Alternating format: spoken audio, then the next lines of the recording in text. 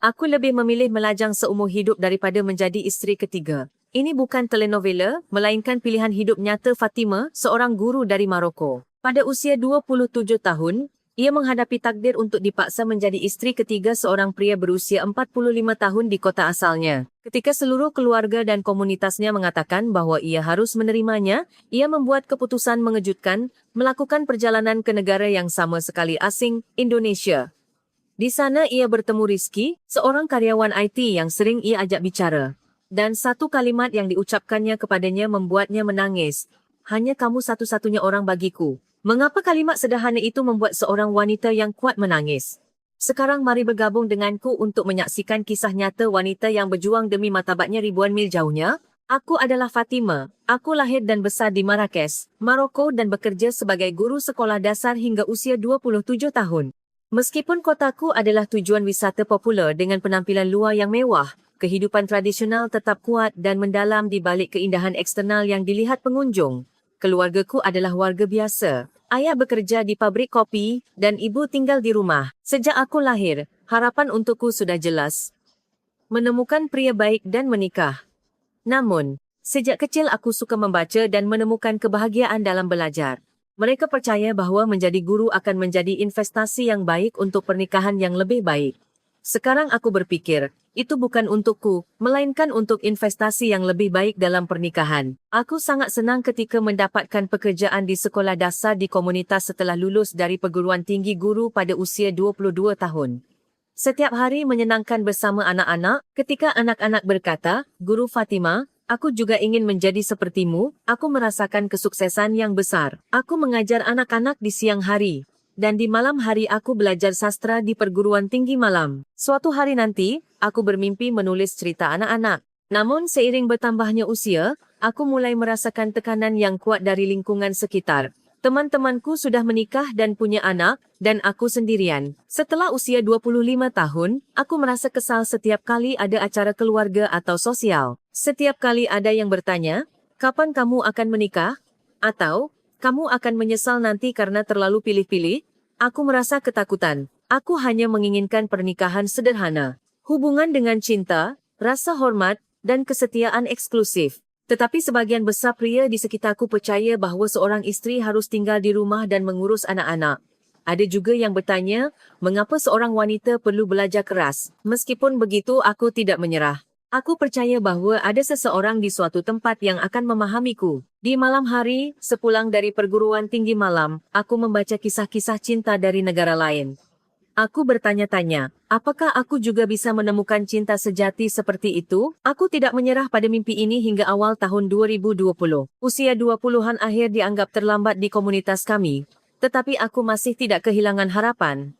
Namun, apa yang terjadi pada musim semi tahun itu benar-benar mengubah hidupku. Maret 2020, di Marrakesh, sinar matahari yang hangat menyelinap masuk melalui jendela kelas. Aku bangun setiap pukul 06.30 pagi dan pergi ke sekolah sekitar pukul 07.30 bersama 30 anak kelas 3. Setiap hari penuh semangat. Guru Fatima, cerita apa yang akan kamu ceritakan hari ini? Kelelahan seharian hilang. Setiap kali aku melihat kilau di mata anak-anak, hidupku di sekolah terasa penuh. Namun, perjalanan pulang selalu berat. Rumah kami adalah rumah tradisional di bagian tua Marrakesh, tempat tinggal 3 generasi, nenek, ibu, ayah, dan aku, serta adikku, Yusuf, yang 2 tahun lebih muda dariku. Ketika aku pulang pukul 18.00, ibu selalu menunggu. Bagaimana harimu, Fatima? Meskipun ia bertanya, aku tahu ada hal lain yang sebenarnya ia khawatirkan. Apa yang akan ia katakan selanjutnya adalah, tante punya kabar dari tetangga. Percakapan kecil yang sama berulang-ulang di meja makan.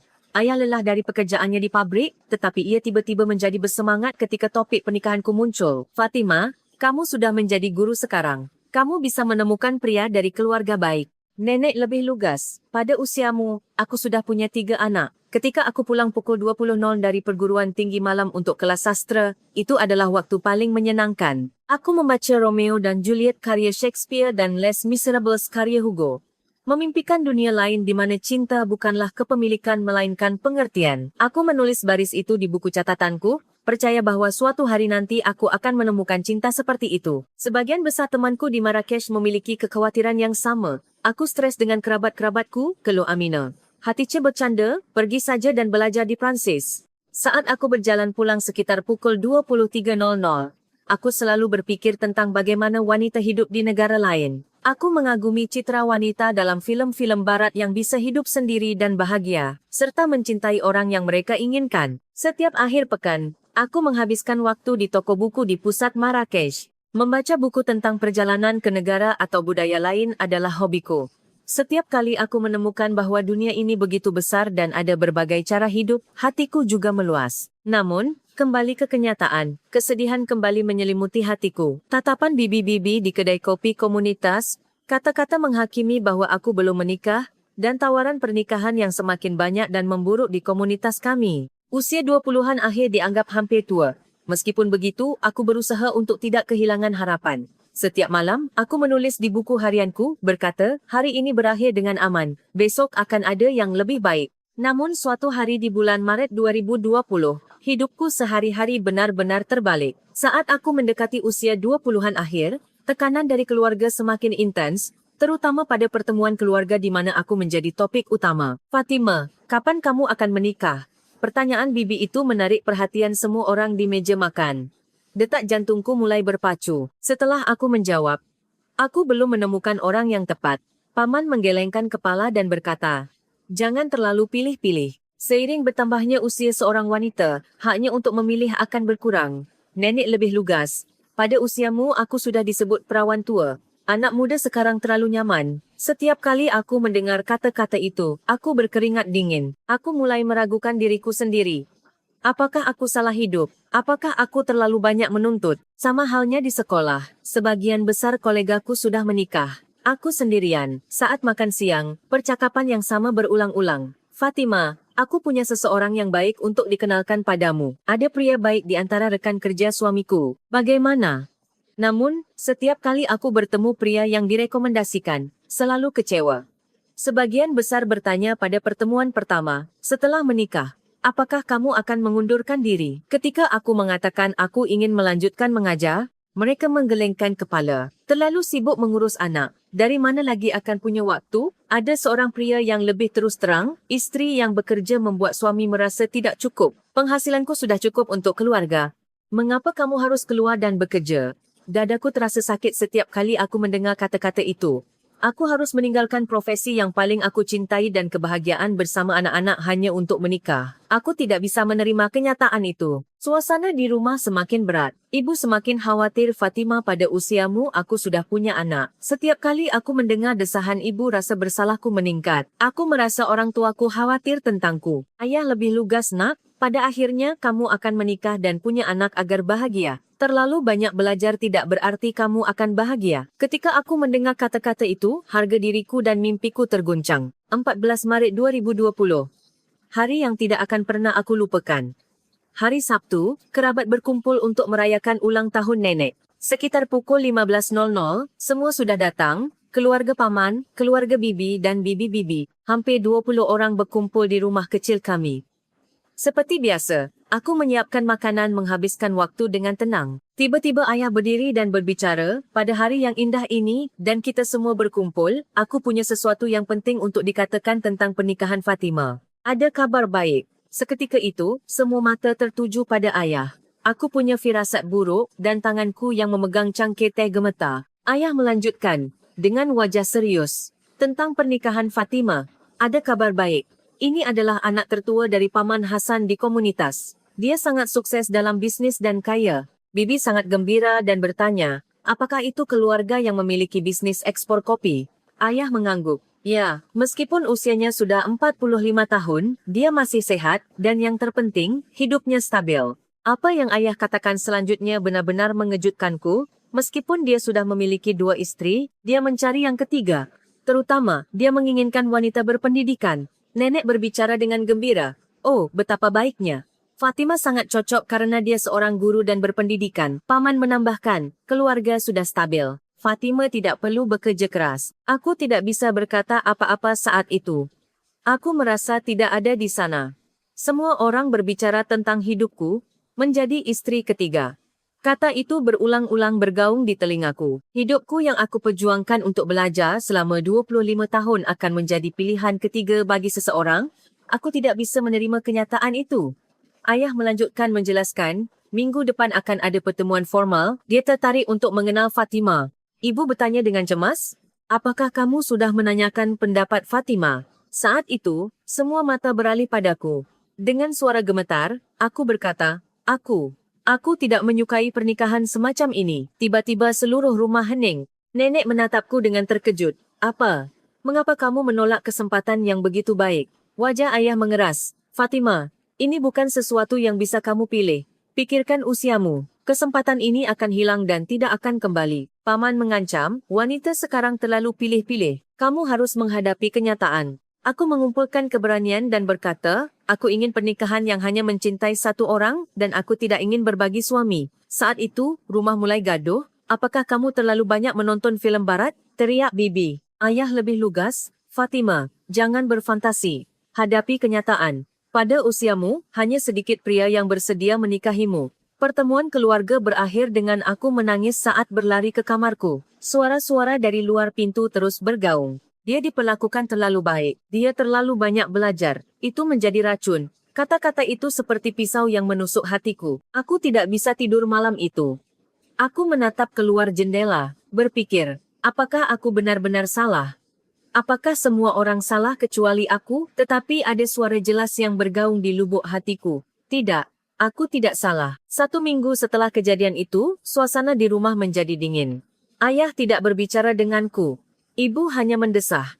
Nenek tidak menatap, hanya Yusuf, adikku, yang bertanya, Kak, kamu baik-baik saja? Dan khawatir padaku, aku juga tidak merasa nyaman di sekolah. Sebagian besar rekan guru saya sudah menikah. Aku sendirian. Saat makan siang, percakapan masih sama. Fatimah, apakah kamu masih menolak tawaran itu? Aku menggelengkan kepala. Syaratnya tidak baik. Guru Nadia berkata dengan terkejut apa yang tidak baik, keuangannya stabil, bukan? Aku berkata, dia sudah punya 2 istri. Setelah itu, semua guru setuju, meskipun begitu, tidak apa-apa. Sulit mencari pria baik di dunia sekarang, apalagi pada usiamu. Guru Hatice mengangguk, istri pertama dan kedua sudah ada, jadi akan lebih mudah bagimu. Kamu tidak perlu bertengkar dengan mertua. Aku merasakan kekecewaan, dan berbicara jujur. Aku ingin pernikahan yang hanya mencintai satu orang. Aku tidak ingin berbagi suami. Kantor guru hening sejenak. Lalu guru Nadia berkata, Fatimah, kamu terlalu banyak bermimpi. Cinta tidak penting.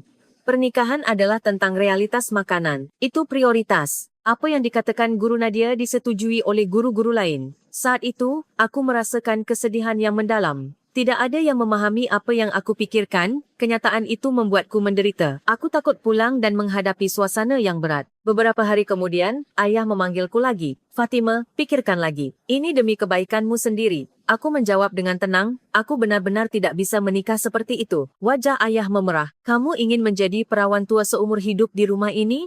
Kata-kata itu benar-benar menyakitkan, tetapi aku tidak bisa menyerah. Aku juga ingin menikah, tetapi dengan cara yang aku inginkan. Ayah mendesah dan berkata, pernikahan seperti apa yang kamu inginkan? Di negara mana kamu bisa menemukan pria seperti itu? Aku menangis selama malam itu. Apakah yang aku minta salah? Apakah aku terlalu egois? Aku terus bertanya pada diriku sendiri. Tetapi ada sebuah suara yang mengatakan bahwa aku tidak boleh menyerah. Aku juga tidak bisa fokus di perguruan tinggi malam. Di kelas sastra, profesor mengajar tentang apa itu cinta sejati. Aku hampir menangis. Setelah kelas, aku mencurahkan isi hatiku kepada temanku, Amina. Ia berkata, Fatimah, cerita di buku dan kenyataan itu berbeda. Setelah seminggu, situasi tidak membaik. Sebaliknya, semakin memburuk. Bahkan kerabat ikut campur dan membujukku. Paman datang ke rumah dan berkata, Fatimah, jangan terlalu keras kepala. Pikirkan juga reputasi keluarga. Situasi itu semakin memperkeruh segalanya. Apakah aku yang benar atau semua orang yang salah? Aku tidak tahu. Tapi ada satu hal yang aku yakini. Aku tidak ingin menjadi istri ketiga. Poin itu tidak bisa diubah. Setelah 2 minggu, situasi semakin memburuk. Ayah menyatakan bahwa ia sudah mengatur pertemuan formal dengan pria itu pada hari Sabtu. Aku berkata, aku tidak akan pernah pergi. Tetapi keputusan ayah sangat tegas. Sore itu, seluruh keluarga berkumpul dan membujukku, termasuk paman dan bibi. Fatimah, hubungan ini penting dalam hidupmu, kata paman dengan serius. Usia 40-an masih muda, dan yang terpenting dia kaya. Bibi berkata, isteri pertama dan kedua sudah mengurus anak-anak. Kamu bisa fokus pada pekerjaan. Dan ia mengatakan bahawa ia akan menghormati profesimu sebagai guru. Aku terkejut. Aku bisa melanjutkan bekerja? Ayah menjawab, ya, tapi setelah menikah, kamu harus lebih memprioritaskan keluarga. Nenek menambahkan, dia tidak menyuruhmu mengundurkan diri sepenuhnya, bukan? Bukankah itu kondisi yang sangat baik? Tetapi aku masih tidak bisa menerimanya. Bagaimana dengan istri pertama dan kedua? Bagaimana dengan anak-anak? Bibi tersenyum dan menjawab, mereka orang baik. Kalian akan saling membantu, paman menekankan. Pada akhirnya, yang penting adalah kamu tidak perlu khawatir tentang uang. Bisnis ekspor kopi mereka sangat baik dan penghasilan stabil setiap bulan. Rasa sakit di hatiku semakin dalam, aku tidak ingin menikah tanpa cinta. Dan aku tidak bisa menerima berbagi suami dengan wanita lain. Nenek mendesah dan berkata, Fatimah, apa artinya cinta? Kakek dan aku menikah tanpa cinta, tetapi tetap hidup bersama selama 50 tahun. Ayah menjawab, cinta itu muncul setelah menikah. Siapa yang menikah karena sudah cinta sejak awal? Tapi aku tidak bisa menyerah pada keyakinanku. Aku ingin cinta sejati yang berasal dari rasa hormat dan pengertian. Paman berkata dengan jengkel, apakah kamu terlalu banyak menonton filem barat? Realitas berbeda dengan filem. Bibi lebih lugas, Fatimah, kamu sudah 27 tahun. Hanya sedikit wanita yang belum menikah di komunitas ini. Kamu harus menerima bahwa hakmu untuk memilih semakin sedikit. Saat aku mendengar kata-kata itu, aku merasakan sakit yang luar biasa. Semua kerja kerasku dalam belajar dan bekerja selama bertahun-tahun terasa sia-sia. Hasilnya, aku kembali berlari ke kamarku sambil menangis. Percakapan dari luar pintu semakin menyakitiku. Mengapa anak itu begitu keras kepala? Dia terlalu banyak belajar. Itu menjadi racun. Aku menangis selama malam itu. Apakah aku benar-benar salah? Apakah aku terlalu banyak bermimpi? Tetapi ada suara di lubuk hatiku, aku tidak salah. Ada cara lain. Saat tekanan keluarga semakin intens, aku memutuskan untuk mencari solusi lain. Mungkin ada cara pernikahan yang aku inginkan di Maroko ini. Pertama, aku pergi ke pusat konseling wanita di Marrakesh. Pusat itu berada di lantai 2 sebuah bangunan tua. Aku berusaha menaiki tangga beton, membawa harapan. Konselor itu adalah Aicha, seorang wanita berusia 40-an. Awalnya, ia menyambutku dengan sangat hangat. Aku menceritakan situasiku secara detail. Ia mengangguk, situasi ini umum bagi banyak anak muda sekarang. Tetapi seiring berjalannya konseling, aku semakin kehilangan harapan. Fatimah, hadapi kenyataan. Di Maroko, poligami diizinkan oleh hukum dan diterima dalam agama. Bukankah lebih cerdas jika kamu mencari situasi terbaik dalam sistem ini daripada menolak sepenuhnya? Aku buru-buru bertanya, bagaimana dengan wanita yang menginginkan monogami? Aicha berkata dengan maaf. Tentu saja, ada pria seperti itu, tetapi sangat sedikit, dan sebagian besar sudah menikah atau memiliki standar yang sangat tinggi. Ditambah lagi, pikirkan usiamu yang sudah 27 tahun. Saat aku mendengar kata-kata itu, dadaku sakit. Bahkan pusat konseling wanita pun menjadikan usiaku sebagai masalah. 1 bulan berlalu, aku melakukan segala macam upaya, tetapi semuanya gagal. Orang-orang di komunitas mengkritikku bahawa aku terlalu pilih-pilih dan mungkin akan kehilangan kesempatan baik. Keluarga semakin menekan, mengatakan bahawa aku harus menerima tawaran pertama. Hasil dari upaya pertamaku benar-benar mengecewakan dan situasinya menjadi semakin sulit. Tekanan keluarga semakin kuat, dan pandangan orang-orang di sekitar semakin buruk. Aku mulai merasa putus asa. Setelah sebulan penuh kegagalan, aku tenggelam dalam keraguan diri yang mendalam. Aku duduk sendirian di kamarku, terus-menerus berfikir, apakah aku benar-benar salah? Semua orang mengatakan aku aneh. Apakah aku benar-benar tidak memahami kenyataan? Aku tidak bisa tidur di malam hari. Berbaring di tempat tidur, menatap langit-langit, terus-menerus khawatir. Apakah cinta itu benar-benar sepenting itu? Apakah yang dikatakan semua orang tidak benar? Kadang-kadang aku ingin menyerah. Kenangan masa kecilku kembali teringat. Kisah nenek yang dipaksa menikah pada usia belasan. Kenyataan bahawa ibu menikah tanpa pernah melihat ayah. Begitulah cara mereka semua hidup. Apakah aku tidak bisa berbeda? Terutama kata-kata nenek yang terus menggangguku, kamu juga bisa hidup tanpa cinta. Jika kamu tidak berharap, tidak akan ada kekecewaan. Nenek dan kakek tampak bahagia bersama sepanjang hidup mereka. Mungkin aku terlalu banyak menuntut. Aku juga tidak bisa fokus di sekolah. Anak-anak bertanya, "Guru, mengapa kamu selalu melamun?" Di kelas, aku terus memikirkan hal lain. Apakah keras kepalaku ini benar? Pendidikan seperti apa yang akan aku berikan kepada anak-anak? Aku tidak tahu lagi. Berbicara dengan rekan-rekan semakin memberatkan. Fatima, apakah kamu masih menolak tawaran itu? Sulit menjawab ketika aku ditanya seperti itu. Aku berkata, aku masih memikirkannya. Tetapi di lubuk hatiku, aku semakin tidak yakin. Suatu hari di bulan September 2020, temanku Hatice menunjukkan sesuatu yang menakjubkan kepadaku. Fatima, lihat aplikasi pertukaran bahasa ini, kamu bisa berbicara dengan orang dari berbagai negara, belajar bahasa, dan memahami budaya. Awalnya, aku tidak terlalu tertarik. Apa gunanya belajar bahasa asing dalam situasiku? Tetapi Hatice terus membujukku. Ayolah, coba saja, bersantai sedikit, lihatlah dunia. Bahkan di rumah atau di sekolah yang penuh tekanan, kamu tidak punya tempat tujuan. Di bawah situasi itu di mana tekanan dari keluarga dan sekolah sangat besar dan aku tidak punya tempat tujuan, aku memutuskan untuk mencoba. Aku mengunduh aplikasi itu dan membuat profil. Aku khawatir lama tentang apa yang harus ditulis, dan akhirnya aku hanya menulis, guru sekolah dasar dari Maroko, tertarik pada budaya lain. Aku juga mengunggah foto yang wajahku tidak terlalu jelas. Aku pikir mungkin ada yang ingin belajar bahasa Arab. Beberapa hari kemudian, aku menerima pesan, "Halo, aku Rizky Maulana dari Indonesia. Aku ingin belajar bahasa Arab, jadi aku menghubungimu." Indonesia. Aku pernah mendengar tempat itu, tetapi aku tidak tahu banyak. Aku hanya tahu itu ada di Asia. "Halo, aku Fatima. Aku tidak terlalu tahu bahasa Indonesia, tetapi aku bisa membantu dengan bahasa Arab." Dan begitulah percakapan kami dimulai. Rizky sangat sopan setiap hari. Ia bertanya, "Bagaimana harimu hari ini?" Dan ia serius menanggapi jawabanku. Awalnya ini hanya pertukaran bahasa. Aku mengajarinya kata-kata bahasa Arab, dan ia mengajariku bahasa Indonesia. Terima kasih, terima kasih. Pelafalannya sulit tetapi menyenangkan. Setelah beberapa minggu, kami mulai berbicara tentang kehidupan sehari-hari, lebih dari sekadar pertukaran bahasa sederhana. Rizky adalah pria berusia 29 tahun, bekerja di perusahaan IT, hidupnya tampak aneh bagiku. "Kamu tinggal sendiri?" tanyaku. Ia menjawab, "Ya, di sebuah apartemen. Orang tuaku di provinsi." Pria berusia 29 tahun yang tinggal sendiri, ini aneh di Maroko. Sebelum menikah, wajar saja tinggal bersama orang tua. Suatu hari, aku bertanya dengan hati-hati tentang hal pribadi, "Rizky, kamu belum menikah?" Ia tertawa dan menjawab, "Belum. Aku belum menemukan orang yang tepat. Banyak yang menikah di usia 30 di negara kami. Tidak apa-apa jika aku masih 29 dan belum menikah." Aku terkejut. Aku lebih terkejut dengan apa yang ia katakan selanjutnya. "Sebagian besar pernikahan di Indonesia didasarkan pada cinta. Menikah karena saling mencintai." Aku bertanya, "Benarkah? Apakah keluarga tidak memutuskan?" Ia terkejut, "Tidak, itu pilihan pribadi seseorang. Tentu saja keluarga akan memberikan pendapat mereka, tetapi pada akhirnya, orang itu sendiri yang akan memutuskan."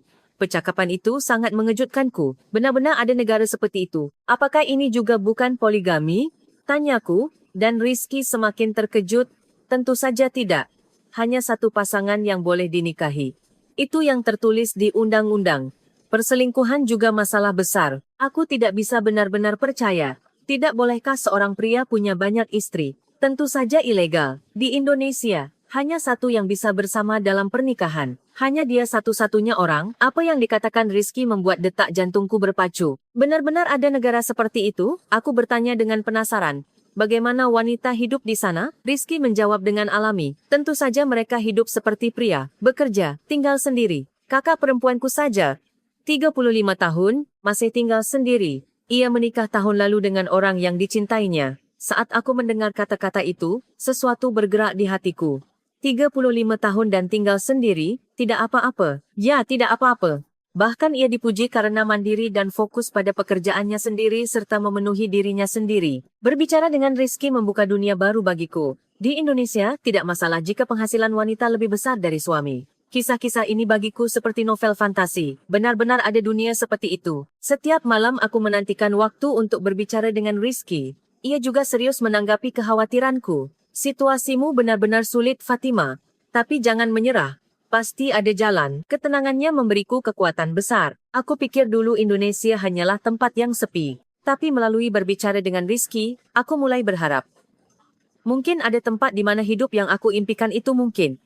Seperti melihat cahaya kecil dalam kegelapan. Percakapanku dengan Rizky terus berlanjut. Aku mulai berpikir untuk lebih memahami Indonesia. Setiap malam, aku mencari di internet tentang Indonesia, keadaan wanita, sistem pernikahan dan masyarakatnya. Semakin aku memahami, semakin aku terkejut. Bisakah wanita berjalan sendirian di Indonesia sampai tengah malam? Tanyaku. Rizky menjawab. Tentu saja KRL dan bus masih ada sampai malam. Biasa saja ada wanita yang membaca atau belajar sendirian di kafe, pikiran itu saja membuatku merasa bebas. Yang paling mengejutkan adalah sistem pendidikan di Indonesia. Bisakah orang asing juga menjadi guru di Indonesia? Tanyaku. Rizky menjawab, tentu saja bisa. Terutama bahasa Arab. Banyak yang ingin belajar, tetapi kurang yang bisa mengajar. Saat aku mendengar kata-kata itu, aku mulai membuat rencana konkret untuk pertama kalinya. Bisakah aku bekerja di Indonesia? Rizky menjawab dengan serius, tentu saja bisa. Banyak pusat pertukaran bahasa atau pusat bimbingan belajar yang mencari tutor bahasa Arab. Seseorang dengan pengalaman mengajar sepertimu, Fatima, pasti akan menemukan. Aku bertanya lagi dengan hati-hati, bagaimana aku bisa pergi ke Indonesia? Rizky menjelaskan dengan ramah. Pertama, coba dulu visa turis. Setelah kamu menemukan pekerjaan, kamu bisa mengubahnya menjadi visa kerja. Ada kebutuhan besar akan tutor bahasa Arab, jadi tidak sulit mendapatkan visa. Sejak saat itu, aku mulai membuat rencana detail. Pertama, aku mencari tahu cara mengajukan visa turis Indonesia. Untungnya, tidak sulit mendapatkan visa turis bagi warga Maroko, dan aku tahu bisa tinggal hingga 90 hari untuk perencanaan yang lebih baik. Masalah selanjutnya adalah keuangan. Uang yang aku tabung selama 5 tahun sebagai guru. Ditambah sedikit sisa dari beasiswa kuliah. Aku hitung, cukup untuk tiket pesawat dan biaya hidup 3 bulan. Aku bisa bersiap-siap. Aku juga mulai belajar bahasa Indonesia. Rizky merekomendasikan buku tata bahasa dasar. Aku membelinya di internet. Terima kasih. Sama-sama. Aku mulai belajar ekspresi-ekspresi dasar. Pelafalannya sulit tetapi menyenangkan. Setiap malam Rizky membantuku melalui video call. Fatima, pelafalanmu sudah sangat bagus. Dorongan dari Rizky membuatku semakin bersemangat belajar. Setiap malam aku meluangkan 2 jam untuk fokus pada bahasa Indonesia. Yang terpenting adalah bagaimana aku akan memberi tahu keluarga. Tidak mungkin mengatakan yang sebenarnya bahwa aku ingin memulai hidup baru di Indonesia. Pasti akan ada masalah, jadi aku memikirkan cara lain. Aku punya teman sekelas di kuliah yang akan belajar di Prancis dan mengatakan ia akan menikah. Aku memutuskan untuk menggunakan itu sebagai alasan. Aku akan pergi untuk menghadiri pernikahan temanku. Seharusnya itu bisa. Aku juga menceritakan rencana itu kepada Rizky. Aku benar-benar ingin pergi ke Indonesia. Aku akan menggunakan visa turis selama 3 bulan untuk mencari pekerjaan. Rizky khawatir, Fatima, kamu harus benar-benar memikirkannya baik-baik. Ini akan mengubah hidupmu. Aku tahu, tetapi di sini hidup yang aku inginkan tidak mungkin. Aku ingin mencoba, kataku jujur. Rizky memahami hatiku. Baiklah. Aku akan membantumu. Aku akan membantumu beradaptasi ketika kamu tiba di Indonesia. Dan begitulah, rencana 3 bulan itu menjadi konkret. Agustus 2021, pergi ke Indonesia. Pertama, beradaptasi dengan kehidupan di Indonesia dan mencari pekerjaan. Jika tidak berjalan baik, aku akan kembali ke Maroko. Jika berjalan baik, aku akan memulai hidup baru. Tanganku gemetar saat mengisi formulir aplikasi visa. Apakah ini benar-benar akan mengubah hidupku? Kali ini aku harus menemukan jalanku sendiri. Aku bersumpah dalam hatiku. Ini adalah kesempatan terbaik untuk hidup dengan kebebasan yang aku impikan selama 27 tahun. Setiap hari Rizky menguatkanku, Fatima, kamu bisa melakukannya. Kamu akan mencapai hidup yang kamu inginkan di Indonesia. Aku akan menunggumu di Indonesia. Kata-kata hangatnya memberiku kekuatan besar. Akhirnya, hatiku siap. Agustus 2021. Akhirnya hari itu tiba. Jantungku mulai berdebar kencang saat aku naik pesawat menuju Bandara Internasional Soekarno-Hatta, (SIGK). Hanya satu koper berisi semua barangku, dan ini adalah perjalanan perpisahan. Tapi aku tahu ini bukan perjalanan sederhana. Ini adalah tantangan yang bisa mengubah hidupku. Aku memberitahu keluarga bahwa aku akan pergi ke pernikahan temanku di Prancis.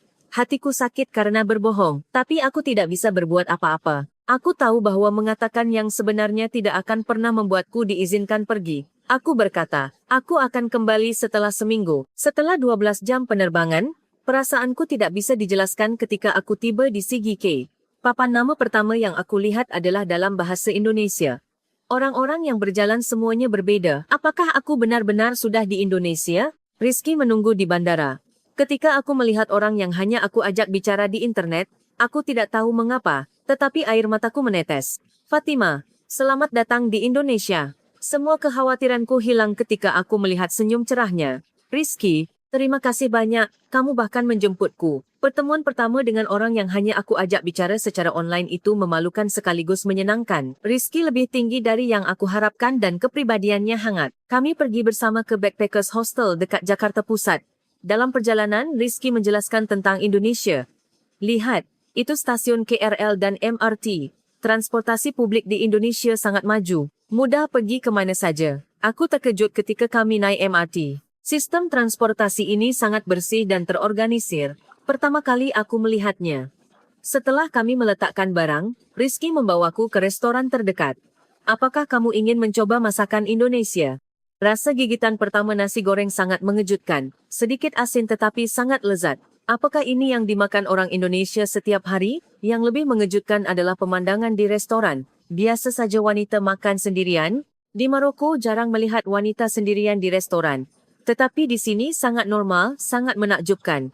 Apakah tidak canggung bagi wanita untuk makan sendirian? Tentu saja tidak. Di Indonesia, biasa saja makan sendirian, jawab Rizky. Saat aku mendengarkan apa yang dikatakan Rizky, hatiku perlahan-lahan terbebaskan. Aku mulai memahami berapa lama aku hidup di bawah banyak batasan. Minggu pertama didedikasikan untuk beradaptasi dengan kehidupan di Indonesia.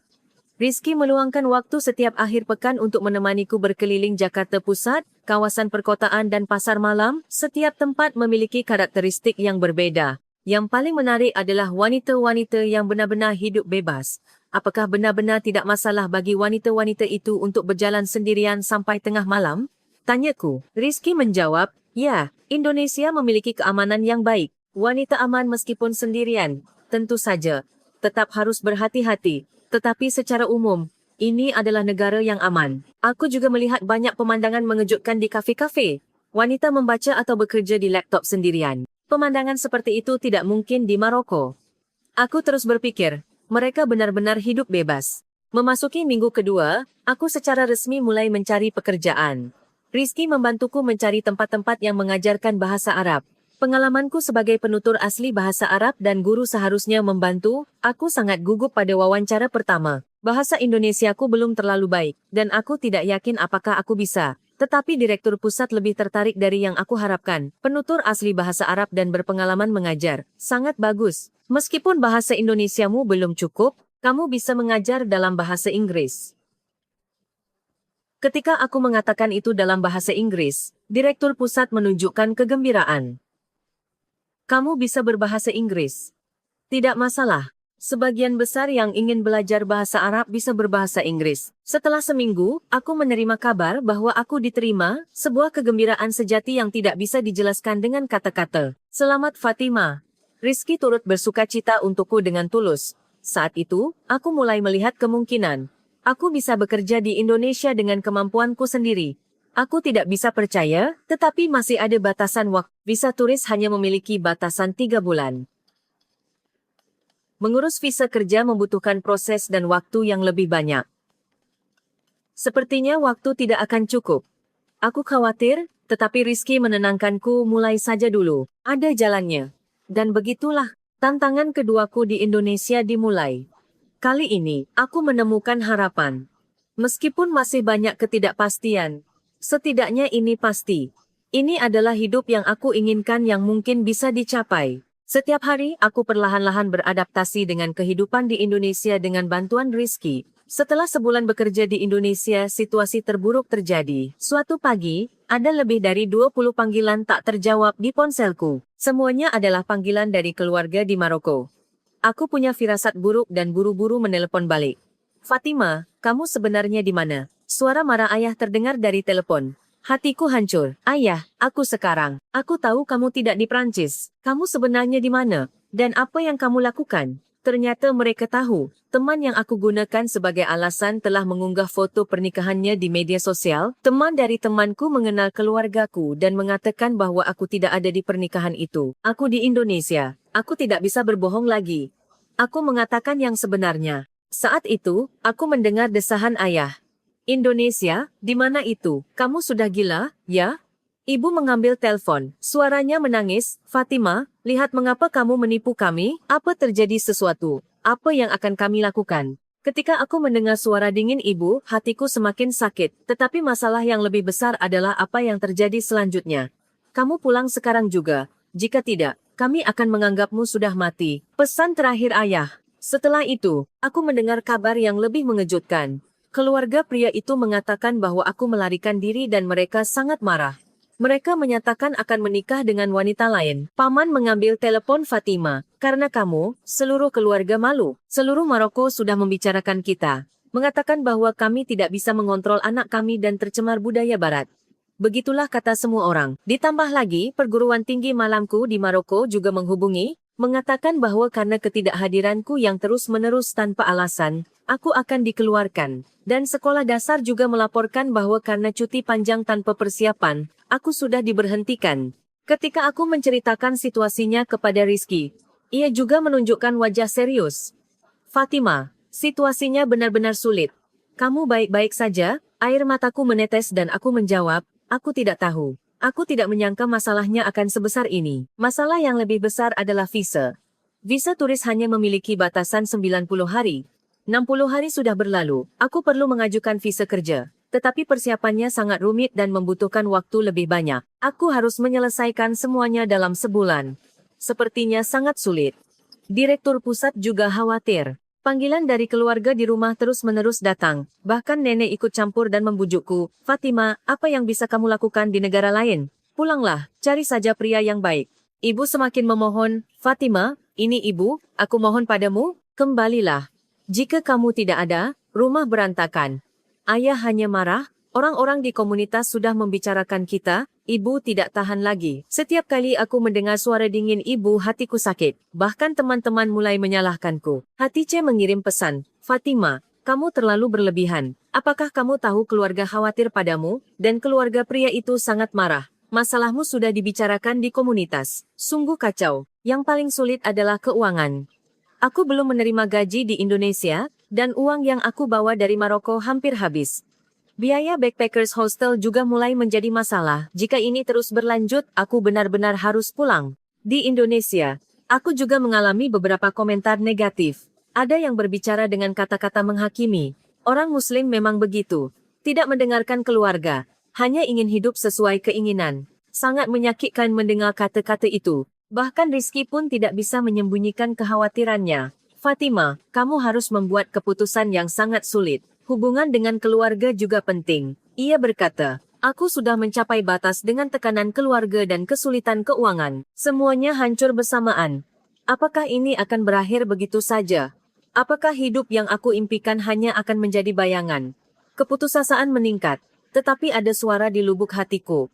Tidak, aku tidak boleh menyerah. Suatu malam, saat aku tenggelam dalam keputusasaan, Rizky mengatakan sesuatu yang penting. Fatima, pernahkah kamu mendengar tentang visa kemanusiaan, izin tinggal? Aku menggelengkan kepala. Apa itu? Ada sistem di Indonesia yang melindungi orang asing yang menolak pernikahan paksa atau kekerasan dalam rumah tangga. Dalam situasimu Fatima, kamu bisa mengajukan. Apa yang ia katakan seperti petir menyambar. Benarkah? Ada sistem seperti itu? Rizky menjelaskan secara detail ya. Kasus penolakan pernikahan paksa di Indonesia juga bisa menjadi kasus perlindungan kemanusiaan.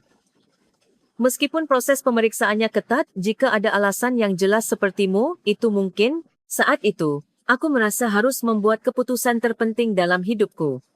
Mengajukan visa kemanusiaan berarti secara resmi menyatakan bahwa aku tidak akan kembali ke Maroko, sebuah pilihan yang bisa memutuskan hubunganku dengan keluarga sepenuhnya.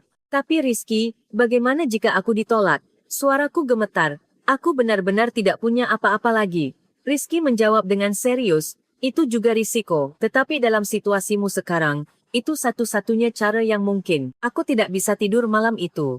Menatap keluar jendela. Terus-menerus berpikir, apakah aku benar-benar harus mengambil jalan ini? Apakah benar meninggalkan keluarga sepenuhnya? Tetapi jika aku kembali ke Maroko, jelas aku akan menghadapi pernikahan paksa yang lebih buruk. Keesokan harinya, keluarga menelepon lagi.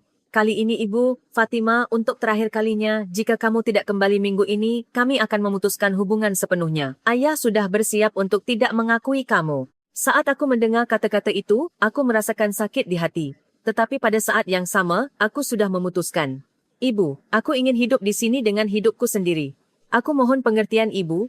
Ibu berkata sambil menangis, jika begitu, kamu bukan lagi anak kami. Setelah menutup telefon, aku menangis lama, tidak mudah meninggalkan keluarga yang bersamaku selama 27 tahun, tetapi aku membuat keputusan ini adalah kesempatan terakhir untuk melindungi martabatku. Kami pergi bersama Rizky ke Direktorat Jenderal Imigrasi. Jantungku mulai berdebar kencang. Aku tahu ini adalah saat yang akan menentukan takdirku. Apakah kamu benar-benar yakin? Rizky bertanya untuk terakhir kalinya. Aku mengangguk. Ya, aku siap menanggung keputusan ini. Pengacara Sari, seorang wanita berusia 30-an, menyambutku dengan hangat. Apa alasan permohonan Anda?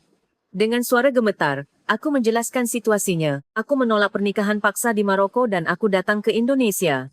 Aku tidak ingin menjadi istri ketiga seorang pria berusia 45 tahun. Pengacara Sari mendengarkan dengan serius. Lanjutkan, aku ingin menjadi guru. Aku ingin pernikahan yang hanya mencintai satu orang. Tetapi ini tidak mungkin di Maroko. Keluarga memaksaku. Mereka mengatakan akan memutuskan hubungan jika aku menolak. Suaraku gemetar. Pengacara Sari menunjukkan simpati. Situasinya benar-benar sangat sulit. Jika Anda siap menyiapkan dokumen-dokumen terkait, kami akan menerima permohonan formal. Sejak saat itu, aku melihat harapan. Tetapi, waktu pemeriksaan bisa memakan waktu hingga 6 bulan. Selama waktu itu, aku bisa mendapatkan izin tinggal sementara. Meskipun terbatas, aku sudah bisa bekerja. Saat aku mendengarkan penjelasan pengacara Sari, hatiku perlahan-lahan tenang. Aku menyiapkan dokumen-dokumen yang diperlukan dalam seminggu. Dokumen yang membuktikan situasi di Maroko, sertifikasi pengalaman mengajar dan pernyataan detailku. Rizky membantuku sepanjang proses. Akhirnya, hari itu tiba ketika permohonan diajukan. Jantungku mulai berdebar kencang, tetapi ini adalah jalan yang aku pilih untuk mempertaruhkan hidupku. Sekarang aku hanya perlu menunggu hasilnya. Pengacara Sari menguatkanku akan ada hasil yang baik. Malam itu Rizky berkata, Fatima, kamu sangat berani. Tidak mudah membuat keputusan seperti itu. Aku menjawab, aku tidak bisa kembali. Tetapi aku tidak menyesal karena ini yang aku pilih untuk melindungi martabatku. Segala macam tantangan dimulai. Meskipun aku tidak tahu apa yang menungguku setelah 6 bulan, setidaknya aku senang karena aku mencoba hidup dengan hidup yang aku inginkan. 6 bulan berlalu dengan penantian yang sangat panjang. 15 Februari 2022, akhirnya hari itu tiba. Aku menerima telepon dari Ditjen Imigrasi bahwa hasilnya sudah ada. Jantungku mulai berdebar kencang. Kami pergi bersama Rizky ke Ditjen Imigrasi. Dalam perjalanan, aku memikirkan berbagai hal. Bagaimana jika aku ditolak? Kekhawatiran terus meningkat.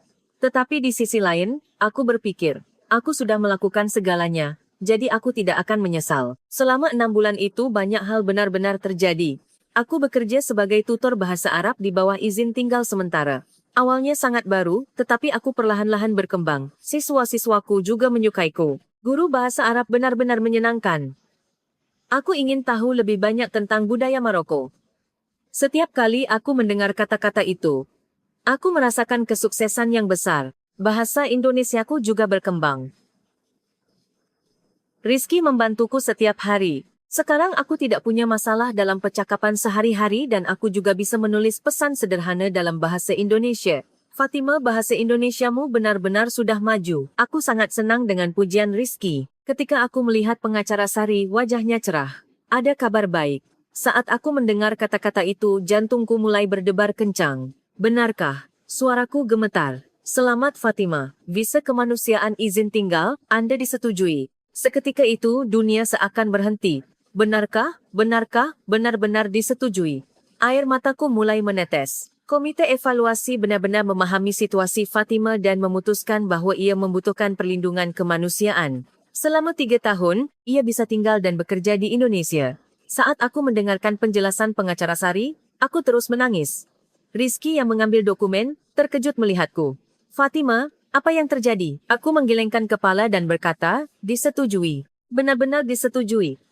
Rizky juga memelukku dengan gembira. Petugas Ditjen Imigrasi juga bertepuk tangan untukku selamat. Semoga hidup Anda bahagia di Indonesia. Aku semakin tersentuh oleh kata-kata hangat itu. 6 bulan ketidakpastian dan kekhawatiran menghilang. Saat itu, aku sudah bisa mendapatkan visa kerja resmi dan melanjutkan sebagai tutor bahasa Arab atau mencari pekerjaan lain. Pengacara Sari menjelaskan dengan ramah. Aku merasa seakan tidak ada batasan pada kemungkinan yang terbuka di hadapanku. Saat kami keluar, Rizky berkata, "Fatima, kamu benar-benar hebat. Kamu berhasil melewati proses yang sangat sulit."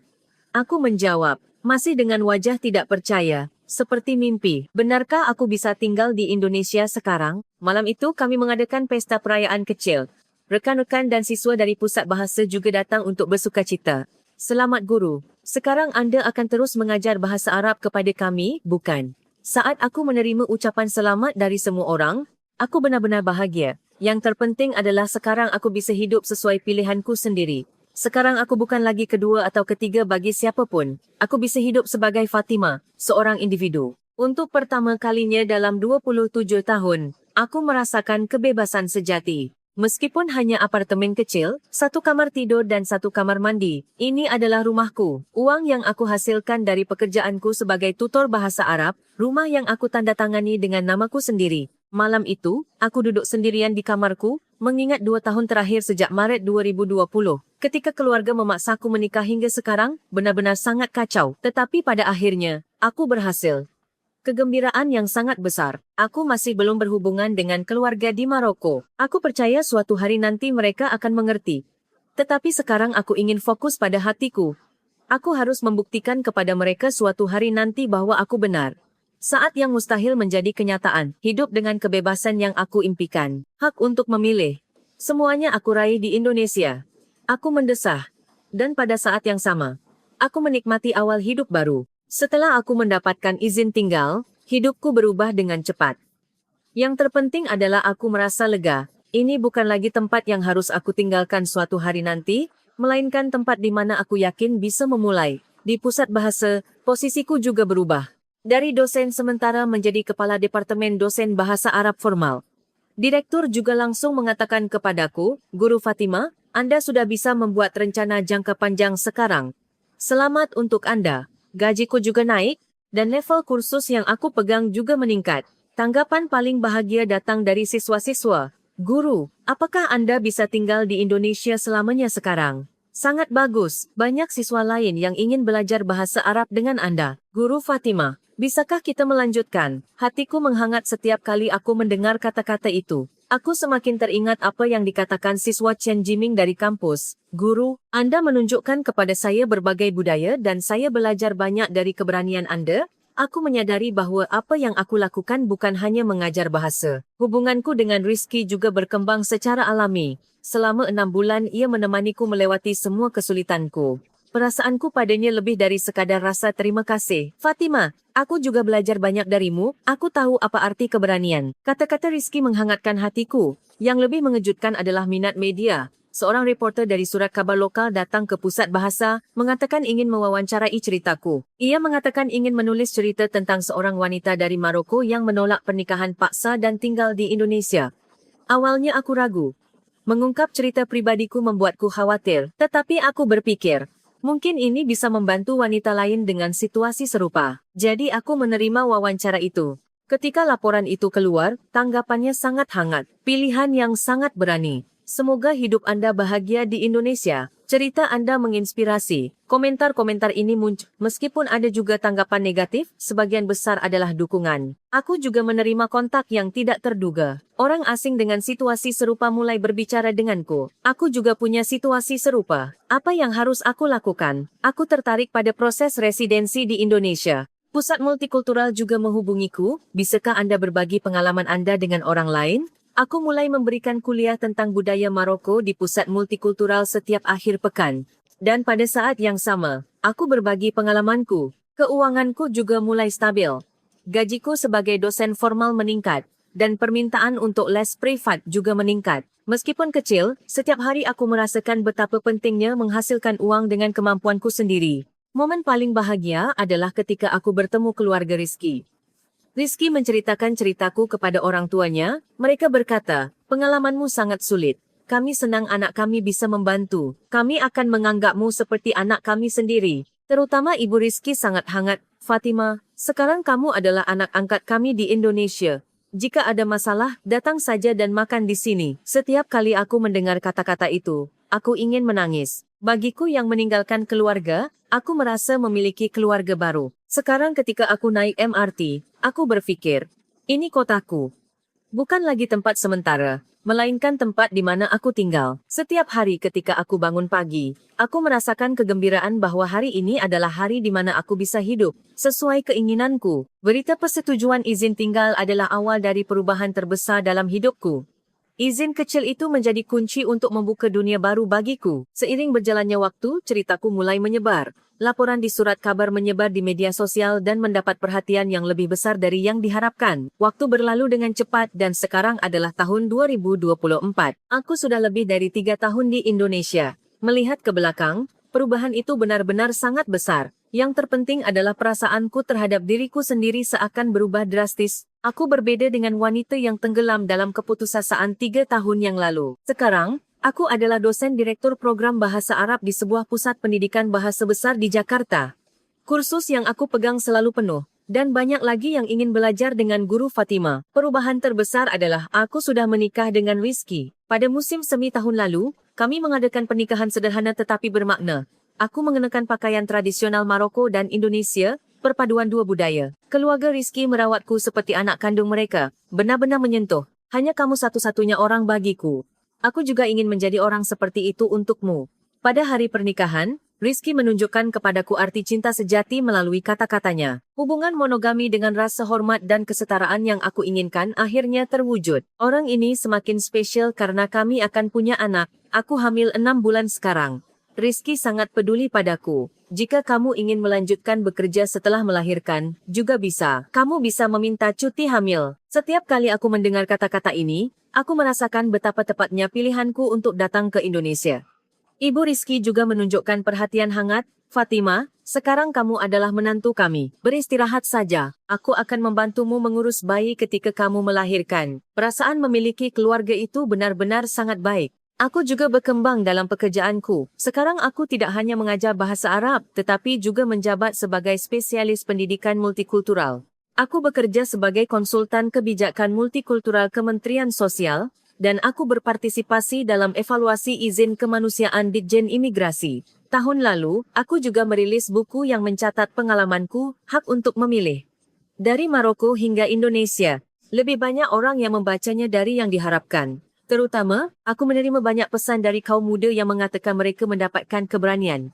Kesuksesan paling bahagia adalah membantu wanita dengan situasi serupa. Sampai sekarang, melalui percobaanku untuk tinggal di Indonesia, sekitar 5 wanita asing telah mengajukan permohonan dan 10 di antaranya berhasil menetap. Setiap kali aku melihat mereka menemukan kehidupan yang stabil, aku merasa bahwa semua kesulitan yang aku alami memiliki makna. Hubunganku dengan keluarga di Maroko juga perlahan-lahan kembali. Awalnya kami benar-benar kehilangan komunikasi, tetapi aku mulai berhubungan dengan ibu sesekali tahun lalu. Fatima, ibu hanya bahagia jika kamu bahagia. Setiap kali aku mendengar kata-kata ibu itu, aku benar-benar menangis. Yusuf, adikku, menjadi pendukung terbesarku sekarang. Kak, kamu benar-benar berani. Karena kamu, aku juga tidak menyerah pada mimpiku. Aku sangat senang ketika mendengar bahwa Yusuf mengambil jurusan hubungan internasional di perguruan tinggi. Keuanganku menjadi sepenuhnya mandiri. Sekarang aku bahkan bisa mengirim uang kepada keluarga di Maroko sesekali. Membantu keluarga dengan uang hasil jerih payahku sendiri benar-benar sangat membanggakan. Perubahan terbesar adalah kebebasan jiwa. Aku tidak lagi hidup dengan melihat wajah orang lain. Aku bisa hidup sesuai keinginanku, dengan cara yang menurutku benar. Setiap hari, ketika aku bangun pagi, aku merasakan kegembiraan bahwa hari ini adalah hari yang aku pilih. Rasa terima kasihku kepada Indonesia, negara ini semakin mendalam. Negara ini memberiku kesempatan baru yang memungkinkan aku memenuhi mimpiku. Sekarang aku juga ingin berkontribusi pada masyarakat Indonesia. Aku ingin menjadi contoh masyarakat multikultural. Kadang-kadang aku mengingat diriku 3 tahun yang lalu. Aku benar-benar merasa banyak yang sudah aku lalui, dulu putus asa dan takut, Tetapi sekarang aku penuh harapan dan kepercayaan diri. Awal dari semua perubahan adalah pilihanku untuk memutuskan hidupku sendiri, keberanian kecil itu. Sekarang aku akan mengakhiri ceritaku. Ada sesuatu yang ingin aku sampaikan kepada kalian semua. Nilai terpenting yang aku pelajari selama 3 tahun di Indonesia adalah pentingnya hak untuk memilih. Kita semua memiliki hak untuk memutuskan hidup kita sendiri. Apapun jenis kelamin, usia, atau latar belakang budaya, kita semua memiliki hak untuk mengejar kebahagiaan. Apa yang aku alami di Indonesia adalah kebebasan semacam itu. Melalui negara ini, aku belajar apa itu kesetaraan sejati, masyarakat di mana orang-orang dengan latar belakang berbeza dihormati dan hidup bersama. Masyarakat di mana wanita juga bisa memenuhi mimpinya seperti pria. Itulah dunia yang aku inginkan. Kisahku mungkin terlihat spesial, tetapi sebenarnya, ini adalah pilihan yang bisa dilakukan siapa saja. Kumpulkan keberanian dan jalani hidup yang kamu inginkan. Satu langkah pada satu waktu. Itulah awal dari perubahan. Tentu saja ini tidak mudah. Kamu harus meninggalkan banyak hal, dan akan ada banyak momen ketidakpastian dan ketakutan. Tetapi melihat ke belakang sekarang, semua cobaan itu membuatku menjadi lebih kuat dan lebih bijaksana. Pada masa sulit, aku belajar apa yang benar-benar penting dan lebih memahami penderitaan orang lain. Apakah ada juga orang yang kesulitan di sekitar kalian? Apakah ada orang yang menyerah pada mimpinya hanya karena jalan yang ditetapkan orang lain? Bisakah kita menunjukkan sedikit perhatian kepada mereka? Kadang-kadang, kamu tidak salah. Kalimat sederhana itu bisa menjadi kekuatan besar bagi seseorang. Hati yang hangat dan perhatian Rizky yang memungkinkan aku memulai hidup baru. Kebaikan kecil yang kita tunjukkan satu sama lain bisa benar-benar mengubah hidup seseorang. Aku juga ingin menyampaikan rasa terima kasih kepada masyarakat Indonesia. Negara ini memberikan kesempatan baru kepada orang asing sepertiku yang memungkinkan aku memenuhi mimpiku. Penerimaan dan inklusivitas Indonesia terhadap keberagaman adalah hadiah besar bagiku. Terima kasih sudah meluangkan waktu mendengarkan ceritaku. Jika cerita ini memberikan sedikit perasaan kepada kalian, silakan tekan suka dan berlangganan untuk melihat lebih banyak cerita inspiratif. Silakan juga bagikan cerita ini kepada keluarga dan teman-teman. Pasti akan memberikan kekuatan dan keberanian. Silakan tinggalkan komentar dan bagikan pikiran serta pengalaman kalian. Cerita kalian juga bisa menjadi kekuatan besar bagi orang lain.